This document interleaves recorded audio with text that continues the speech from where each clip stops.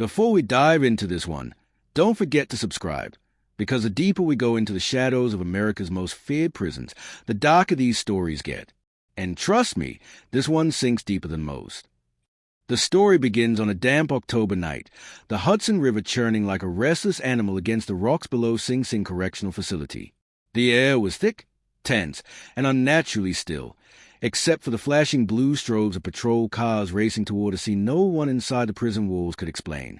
Just after 2 a.m., corrections officers discovered a trail of blood smeared along the hallway leading to Cell Block D, one of the oldest and most restrictive units in the prison. The stain zigzagged like someone had crawled while fighting for their life. But the most haunting part? The trail ended abruptly at Cell D14, a place inmates whispered about for years, calling it the Forgotten Cage. What made the discovery explosive wasn't the blood. It was the inmate who had vanished. His name was Marcus Hale, a former gang enforcer serving a 35-year sentence for armed robbery and attempted murder. Hardened, feared, and notoriously disciplined, Hale wasn't the kind of man who got dragged anywhere. Yet his cell was empty. No signs of forced exit. No disturbance. No struggle inside. It was as if he dissolved into the concrete.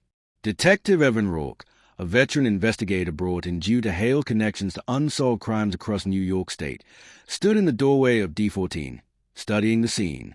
He had seen brutality, chaos, and desperation during his years tracking violent offenders, but nothing like this. People don't just disappear in Sing Sing, he muttered.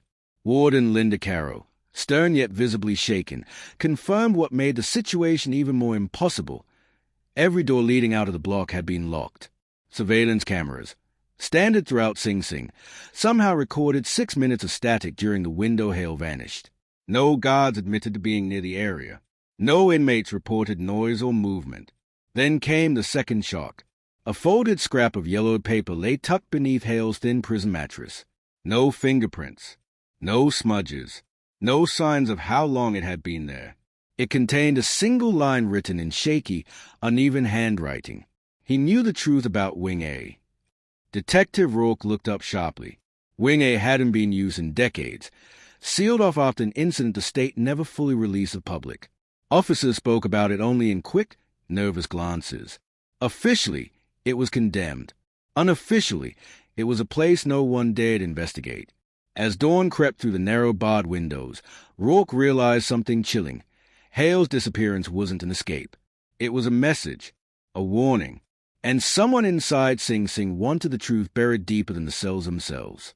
But everything changed an hour later, when a rookie officer sprinted into the command center, pale and shaking, claiming he found something in the old stairwell leading toward the condemned Wing A. A bloody handprint, still warm, and beside it, scratched into the wall with something sharp. "Rourke, stop!" The sun had fully risen by the time Detective Rourke stood at the entrance of the sealed stairwell. Dust hung in the air like a warning. Every step he took echoed off cold concrete, the sound swallowed by decades of neglect. The rookie officer who reported the handprint stood frozen nearby, staring at the wall as if expecting it to come alive again. Rourke examined the message carved beside the bloody smear. "Rourke, stop!" The letters were jagged, uneven, carved with the desperation of someone who had no time left. But what unsettled him wasn't the words. It was a realization that someone inside Sing Sing knew him, knew his name, knew he would be the one called in for Hale's disappearance. That meant planning, coordination, intent. As he moved deeper down the stairwell, Warden Caro followed behind, her voice tight. Wing A was shut down in 1997. Structural issues. Mold. Rats. There's no way anyone could be down there. Rourke didn't buy it. You shut down a wing because of rats? Come on. Caro exhaled sharply, saying nothing more. At the bottom of the stairwell, a heavy steel door blocked their path. Old rust streaked down its face, but the hinges were clean, too clean. Someone had moved this door recently. Rourke pressed his ear to the cold metal. Nothing. No breathing. No movement. Only the unsettling quiet that felt heavier than darkness itself. He turned to Caro. "Open it." She hesitated just long enough to confirm what Rourke suspected. There was more to Wing than anyone had admitted. Finally, with a trembling hand, she keyed in a code that shouldn't still exist and pulled the door open. The smell hit them first. A stale mixture of damp concrete, metal, and something faintly chemical. The corridor beyond was dim, illuminated only by the slivers of light leaking through cracks in the ceiling.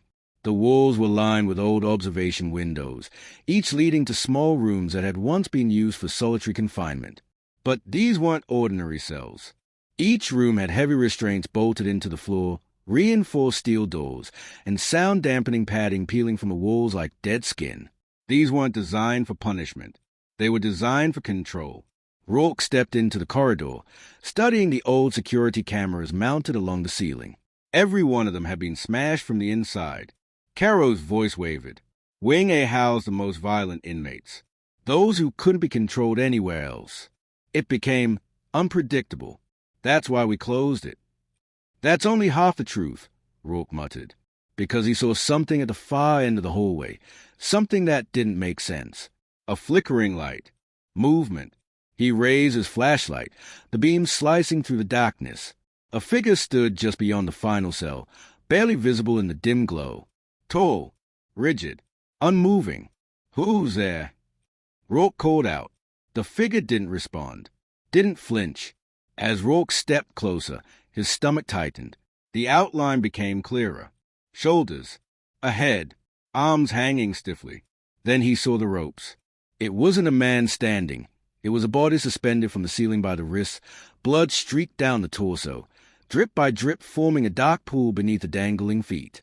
Worse, Rourke recognized him. Officer Damon Price, the guard who was supposed to be watching Marcus Hale the night he vanished. Pinned to Price's uniform shirt was another scrap of yellowed paper. It read, "Hale was only the beginning." Detective Rourke stared at Officer Damon Price's suspended body, the cold fluorescent flicker above casting long, trembling shadows across the corridor. Warden Caro covered her mouth, stumbling back. The air felt heavier now, dense with the weight of a truth that had been hiding inside Sing Sing's wall for decades. Rourke lowered the body carefully with the help of two officers who had arrived in stunned silence. Price's face was pale, streaked with fear more than pain. Whoever had done this hadn't acted out of rage. It was calculated, precise, a message. Rourke pulled the yellowed note from Price's shirt and read it again. Hale was only the beginning. A chill ran up his spine. Someone inside this abandoned wing wasn't just covering up Hale's disappearance. They were orchestrating something much larger. Rourke turned to Caro. "Tell me everything about Wing A. No more partial truths." Caro leaned against the wall, shoulders sinking. Wing A wasn't built for punishment. It was built for experiments, behavioral isolation, high-stress containment, a program run by a former deputy warden named Crawford. He believed he could rewire violent inmates with extreme sensory deprivation. Rourke's jaw tightened. "That's illegal." It was, Caro whispered. The state shut it down, but not before several inmates suffered mental collapse. 2 died during the program, officially ruled suicides. "And Hale?" Rourke asked. Caro hesitated. He wasn't part of the program, but his older brother was. Rourke froze. Marcus Hale had a brother who disappeared in Sing Sing nearly 20 years ago. His name had surfaced only in passing mentions during Rourke's earlier case files, but there had been no death record, no transfer, just a line that read, "Case closed." Now Rourke knew why. His brother never left Wing A, Caro admitted. The program fell apart and records were buried. Marcus always suspected something happened here, but he never had proof. Until now. Rourke moved deeper into the wing, past Price's body, following a faint metallic scraping sound echoing through the hall. A dragging noise. Not frantic, slow, deliberate. He signaled the officers to stay behind. The sound led him to a cell near the far wall. The door was cracked open. Inside, a dim bulb swung overhead, casting disoriented streaks of light across the bare room. A figure sat hunched on the floor, back turned, shoulders rising and falling with shallow breaths. "Marcus Hale?" Rourke asked, approaching cautiously. The figure turned. It was him, Marcus, but he wasn't alone. Behind him, embedded into the concrete wall, were dozens of scratch marks. Words, names, dates, all belonging to inmates who were part of the old experiment. In the center was one name carved deeper than the rest. J. Hale. His brother. Marcus stared at Rourke with hollow, exhausted eyes. "I didn't escape," he whispered. "They brought me here.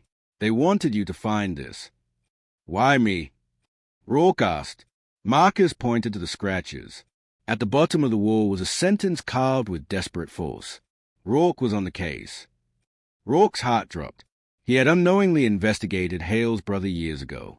He had been a rookie then, fed manipulated reports, steered away from Wing A. He had signed off on the closure of the case. He had been part of the cover-up. Before he could respond, a sudden clatter echoed behind him. Officers shouting, boots pounding. The heavy steel door at the stairwell slammed shut with a metallic boom. Someone had sealed them inside.